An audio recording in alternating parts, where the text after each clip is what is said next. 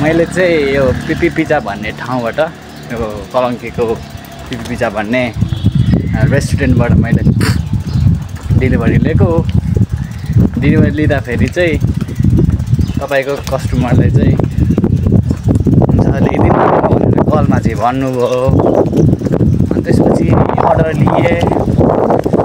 लिइसकेपछि म अर्डर चाहिँ कृतिपुरमा थियो कलङ्कीदेखि लिइसकेपछि चाहिँ उहाँहरूले चाहिँ कलै उठाउनु भएन कि।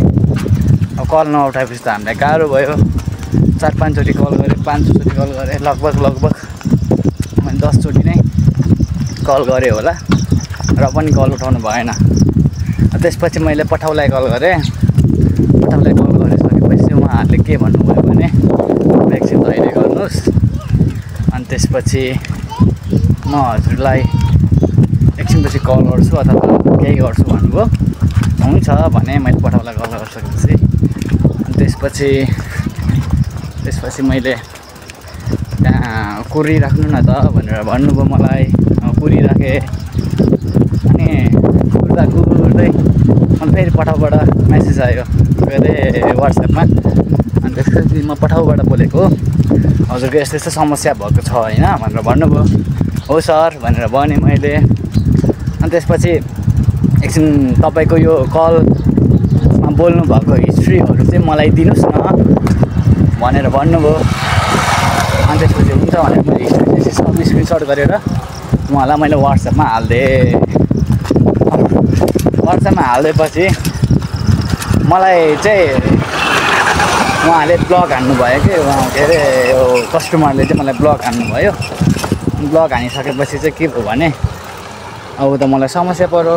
अनि समस्या परिसकेपछि मलाई के अरे पठाउबाट चाहिँ के भन्नुभयो भने तपाईँ त्यो पिज्जा खानुहोस्। सुरुमा चाहिँ नन भेज हो कि नन भेज हो भनेर सोध्नु, म दुइटै खान्छु भनेर भने। अनि त्यसपछि तपाईँ त्यो पिज्जा खानुहोस्, तपाईँको ड्यु अमाउन्टमा काट्ने छ भनेर भन्नुभयो। हुन्छ अब ड्यु अमाउन्टमा काट्नु भयो भने चाहिँ ठिक छ।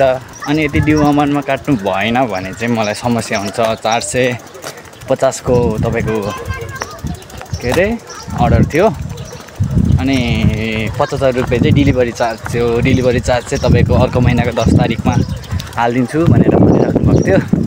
अब के भन्छ पिज्जा चाहिँ यहीँ छ, हजुरहरूलाई म एकछिनमा देखाउँछु है त। म एकछिन एउटा बस्ने ठाउँमा गएर हजुरलाई म देखाउने छु।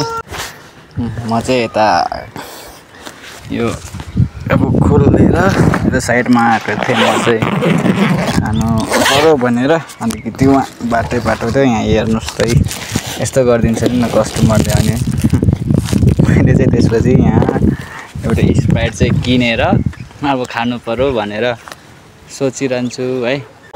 ल यो पिज्जा चाहिँ अब म चाहिँ